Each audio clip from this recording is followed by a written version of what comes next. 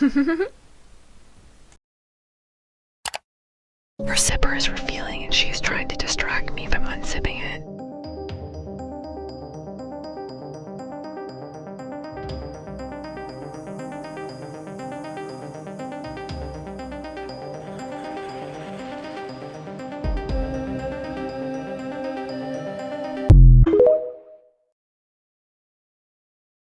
This is just insane. Monday night in Philadelphia, at a private UFO event, Luis Elizondo presented this photo. A photo showing a 600 to 1,000 foot silver UFO flying over the US. So this was taken by an airline pilot in 2021 while flying 21,000 feet above the Four Corners Monument. But this thing is gigantic.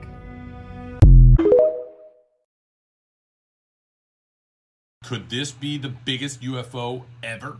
A recent ISS image may have captured a 3,000-mile wide object floating beyond Earth's curve. UFO researchers, famous for investigating deep space anomalies, were the first to notice it, this massive symmetrical shape with no sign of satellites or glare. Now the big question, is it a camera glitch, a lens flare, or something in orbit we've never seen? NASA teams are likely reviewing high-res raw footage, and independent analysts are running side-by-side comparisons of ISS lens anomalies. If this is real, it's wider than the continental US. There's been talks of motherships arriving. What do you guys think?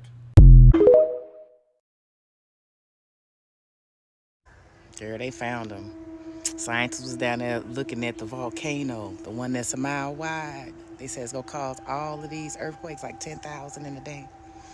Yeah, all these eggs just popped up. They just went back, checked on it, was all these eggs there. And they're big ass eggs. They're huge, like 20, 30 inches, they're huge. And they say it's gonna take 4 years. I've never seen an egg take 4 damn years to hatch. So either how do they know it's gonna take 4 years? So do they know something we don't know? 4 years to hatch? I don't know. What y'all think? Pay attention to the water, not the skies. That's what I told all of you, but did you listen? No. And now multiple reports coming out of Florida are confirming from sailors, Navy officers, military personnel that there is in fact a mothership under the water off the coast of Daytona Beach, Florida. Now, there have also been sightings of over 1,000 different orbs that are floating above this mothership.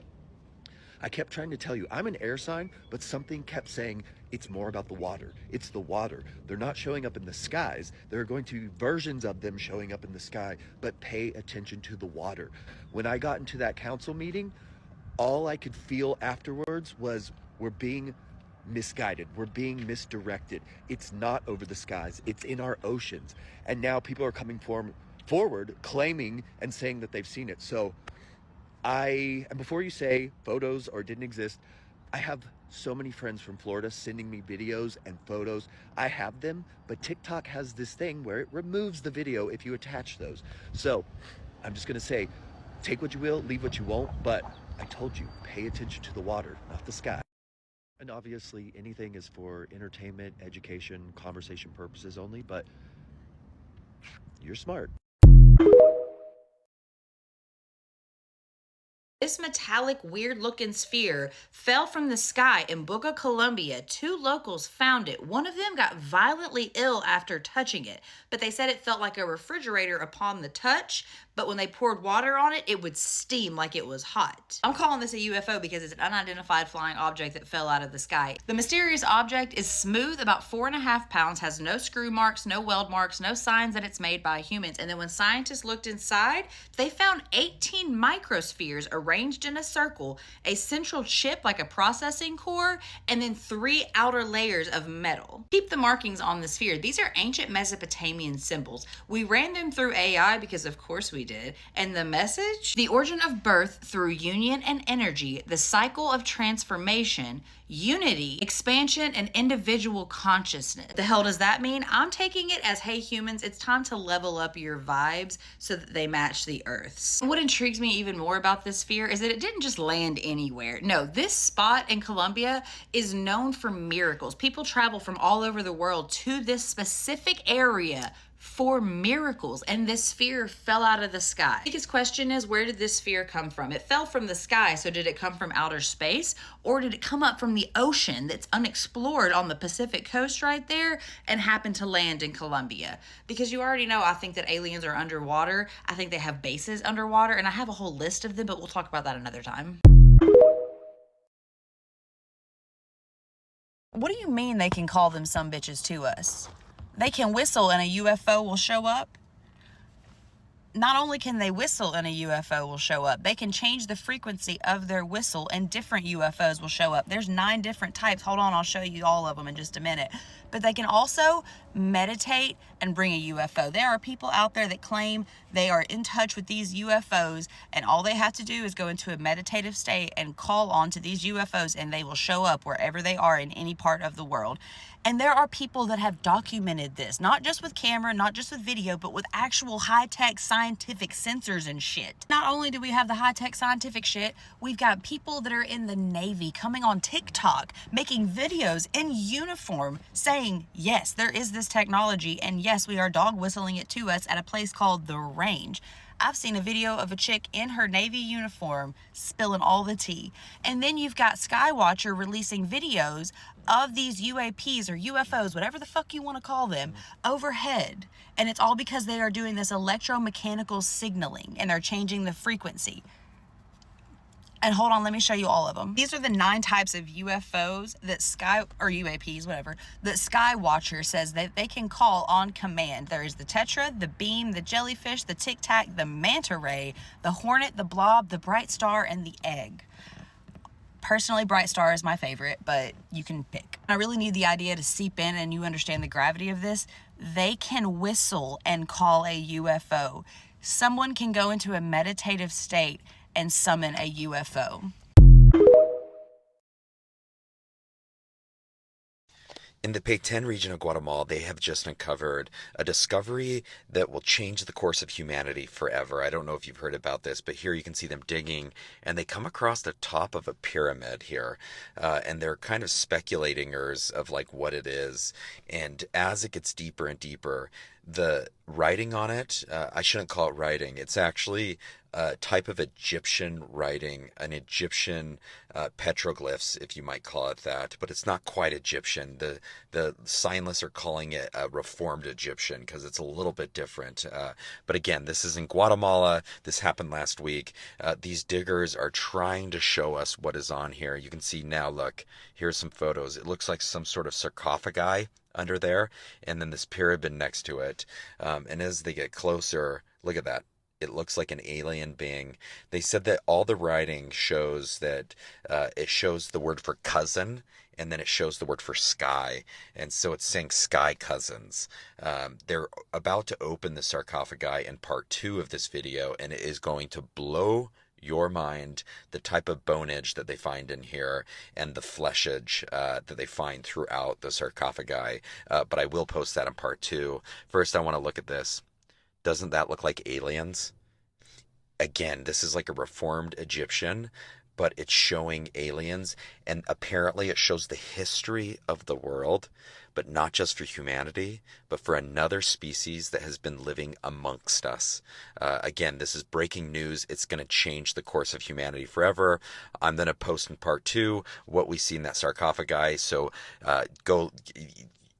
It's going to blow your mind. That's all I can say. So buckle up and hold on to your seatbelts.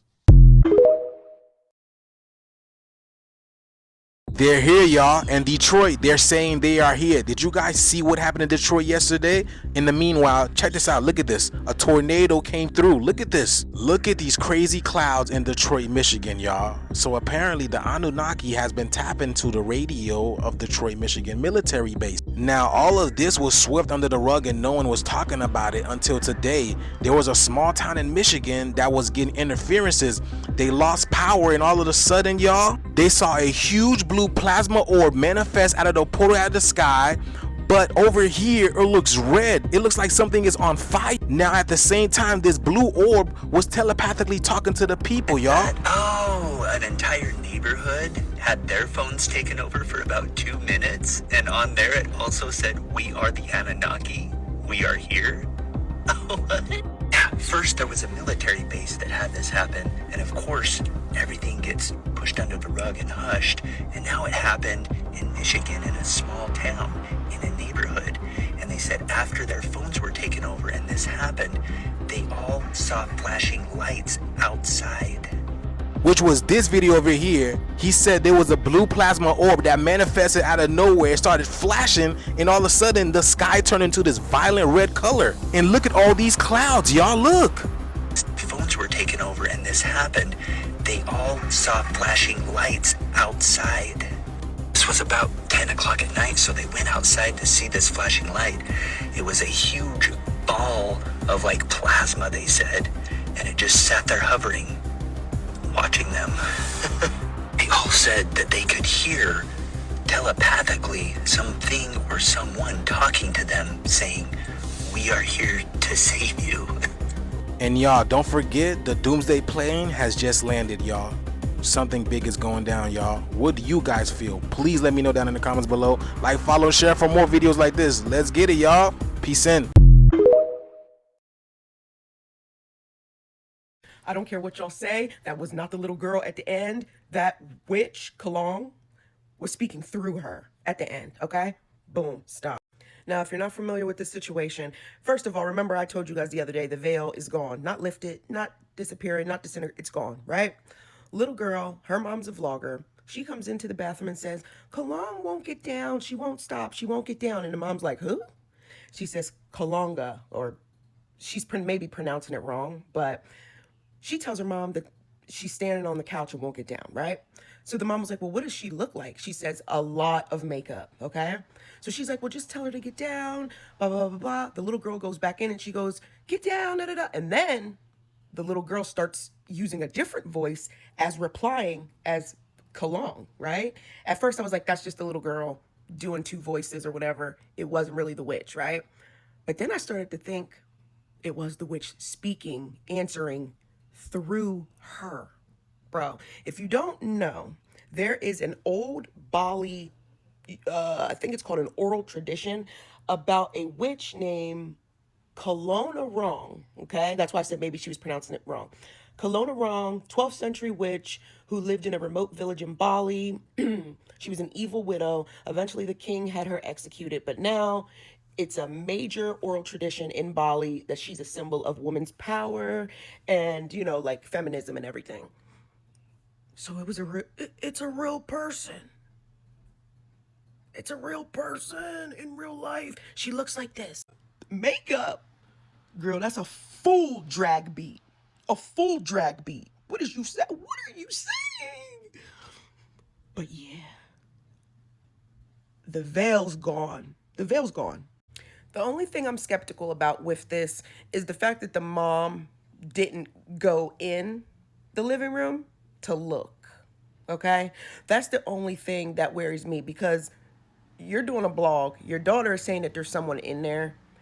You wrote on the screen that it was empty, but you didn't walk in. So it was like you knew it was empty. Because listen, as a mom, you're worried that there's someone in. You could be worried that there's someone in there, right? Right? I'm not saying she's lying or fabricated this, but we've been fooled before. But to do all that research on a 12th century witch and then apply it, I don't think she would do that. I mean, I've been wrong before. Like I told y'all before, I fell for the Scar Girl. So this is my deathbed confession, because now I'm dying of cancer. So I'm going to go ahead and make this video for Bart Cybrell. In 1968, my father was stationed at Cannon Air Force Base in New Mexico. He was in the military police for over 20 years, and on his deathbed in 2002, we made a recording of what happened. Okay, anyway, this is the story that my dad told me on his deathbed. Project Slam Dunk was the name of this. President Johnson in 1968, okay, in Cannon Air Force Base in 1968, he said by the time he got there, that there was already 2 large hangars that were connected. There was hundreds of dump trucks that came in and dumped sand and stone and cement powder was powdered over the top of all that to make it look like a lunar landscape.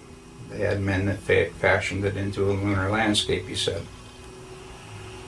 Okay, I've never known my dad to lie, so this all took me by surprise. You know, what's that all about? So anyway, he said that in front of the airplane hangars was pole framing with large canvas tents that was concealing the inside of the staging area. Inside the staging area, on flatbed trucks, was uncrated the lunar lander that was reassembled back inside the hangars. All of the walls were painted flat black, and the ceilings as well. He was sworn to secrecy by the NSA, and they would put him in prison for breaking that oath. When Dad saw the moon landing on TV, he cried. He said he knew that what he had witnessed on TV was exactly what they recorded in that hangar. Dad told me all these things father to son. He also told me not to ever tell anyone what he had said, but he said on his deathbed that he had to tell somebody before he died because it was just too important not to tell.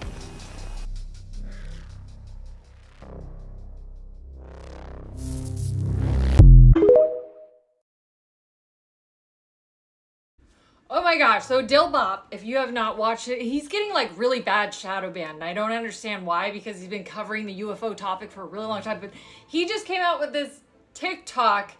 Basically, he pieced together where the massive UFO that they said about on News Nation, Ross Coulthart has talked about it on News Nation. He said, we can't tell you, there's people that would, you know, bad stuff would happen. So we can't tell you where this massive UFO is, that they seriously, like, they can't move it because it's so massive. So they just built a building over it. People are going to question what I'm about to say. What if some of that shit is so big, it can't be moved? Is that what you're saying, Ross? Is that what you've been told? That's exactly what I'm saying. How big is big? It's big. So big, they built a building over it. In a country outside of the United States of America. I know that sounds preposterous, and I know, oh my God, you can just hear them now, the bleating debunkers. Let's see this investigated. Let's just see what happens. Let's test these allegations before the Congress. It's very, very easy for people to go, oh, there's no evidence, oh my goodness me, let's just go away and ignore it. Let's test it. We haven't even got there yet. You know, there's a whole cadre of supposed experts on social media who are saying it can't be, therefore it isn't. And that's been the default for so many years. It can't be, therefore it isn't. Imagine if what Mr. Rush is saying is true. Think about the implications of that. And imagine if, as I've just intimated to you, some of these objects are not capable of being moved because they're too bloody big. I mean, that's pretty astonishing. Have you said that before? No, you're the first. See, I always save something for you, Jay. Always save me a little something. No, seriously though, Ross, that's nuts. So you were told by someone, a trusted source, I imagine, that multiple. Yeah. That there is. And the thing that amuses me is that there is now, I have noticed, emerging on social media, a plethora of tweet bots that I've never seen before. And they're running this constant line, this constant nagging line. Oh, where's the evidence? And you know what? I don't give a fuck what they say. Because what they say is irrelevant. And he never talked about it again. And then Dill Bop, I'll tag him below because he is being shadow banned, like majorly shadow banned. It's obvious that he's being shadow banned. Either way. He pieced together because Joe Rogan just, like, I don't know if he let it slip on purpose or what it was, but he said he was talking about the massive UFO that was built under, like, it was under a building. Sorry, I'm really excited. It was under a building in Korea. Yeah, or the one in Korea that's so big they had to build a building around it because they couldn't move it. Right. I want to know what that is. Same. I wish more people were interested in it. I would almost be willing to run for president just to get access. Just if I ran for president, the company would be in shambles, but everybody would know everything about UFOs. And then he shows another clip from Stephen Greer, Dr. Greer, and he said he was talking about the massive UFO in South Korea. Had dealt with a facility outside Seoul, South Korea, where there was a huge extraterrestrial vehicle that they had downed with apparently some type of electronic warfare system that was they had to carve out a huge part of the mountain just to contain this object because it was too big to move to any other site, and that it is still there. So apparently we have a massive UFO that the governments all know about, that's so big that they can't move it, that's in South Korea for entertainment purposes only. I love that. I love piecing things together. I totally pieced that together, and that was amazing. I am so excited about this. I want to see the big mothership UFO that apparently we stole and then built a building over. That is awesome, and also very not cool. We should not steal things. Our species needs to not do things like that. But we have a massive UFO. And I'm super excited. I know some people don't like that I get super excited, but I am at the point in my life where I don't care. Because I like being super excited, and I'm very excited about this. Okay, love you, bye. There's these things that are like, yeah, but what is that? I don't think enough people are interested in it, to be honest. I think that's part of the problem. Well, don't you think it's because for the most part it's dismissed, and if you engage in it, it's like if you're a normal person, not like you or I, but if you're a person that has like a job in an accounting firm, you're like a very respected, legitimate person, especially like pre-2017, pre the New York Times article, and you want to start talking about like gravity propulsion systems that the government's been hiding, and there's back engineering programs, they've got crashed UFOs, and there's one of them, it's only like a couple hundred feet wide, but you go inside of it, it's the size of a football field. Like, right, like what? the TARDIS.